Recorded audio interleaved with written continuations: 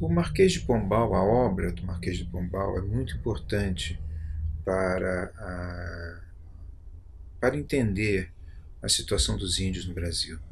Porque o Marquês de Pombal, isso na segunda metade do século XVIII, quando ele expulsou a Companhia de Jesus, ele também emitiu um diretório dos índios. O diretório dos índios é uma legislação de integração, né? Ele libertava os índios, ele autorizava o casamento entre portugueses, entre colonos e índios. Ele dizia que os índios não podiam mais ser chamados de negros, que era uma denominação discriminatória que existia na época. Ele dizia que os índios obrigava os índios a utilizar sobrenomes portugueses, de famílias portuguesas, e proibia a utilização de idiomas indígenas, obrigando todos a falar o português. Essa política do Marquês de Pombal foi importante porque ela consolidou juridicamente algo que acontecia desde o século XVI, que era uma permanente interação entre índios e brasileiros, ou entre brasileiros e Brasis, né, como se dizia no século XVI e XVII.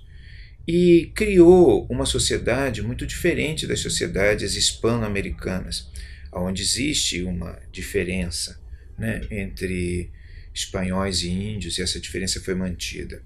Essa integração, portanto, essa política de integração que configurou o povo brasileiro, não é uma invenção da República, na verdade, né, do Marechal Rondon, que era um integracionista, né, batalhava permanentemente por essa absorção dos índios no Brasil, esse desaparecimento dos índios enquanto tal na formação do povo brasileiro. Isso é eco distante do projeto Pombalino. Então, quando a gente diz que o projeto Pombalino formou o Brasil, é porque realmente, no caso populacional, na perspectiva populacional, o projeto Pombalino deu todas as condições para que a sociedade brasileira se tornasse o que ela é hoje, né? Uma amálgama de diferentes povos, mas principalmente uma amálgama de europeus e indígenas. Mais tarde, quando, ao longo dos anos 50 e 60, tribos indígenas dispersas começaram a ser localizadas em regiões mais remotas do Brasil, houve uma preocupação, começou a surgir de novo uma preocupação de preservá-las, que era uma preocupação que havia de alguma maneira no período colonial.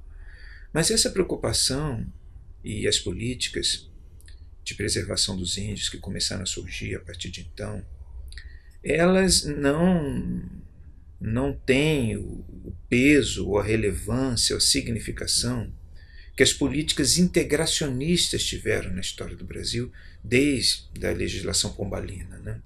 E principalmente durante o período imperial e o período republicano.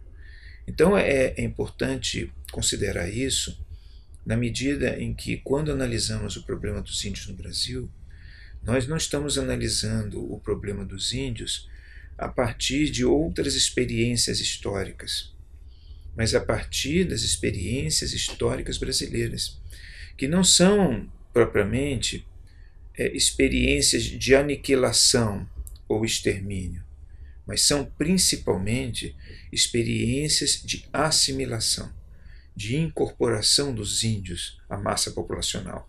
Claro, por demandas próprias dos colonizadores portugueses que aqui viviam, né, e pelos sonhos de Marquês de Pombal, né, de construção de um povo integrado aqui no Brasil. Então, a questão dos índios no Brasil, ela deve ser vista sob essa ótica, para que nós possamos entender melhor, toda vez que esse problema surge, qual é o substrato histórico, né, que norteia o tema aqui. O tema aqui é o da permanente assimilação, é o da incorporação dos índios, né? E todos aqueles que pontuam de forma diferente sempre são vistos pela sociedade brasileira, dentro desse fluxo maior de construção de identidade, como divergentes e singulares, né? Porque a tônica maior é sempre da integração. E isso é uma característica do Brasil.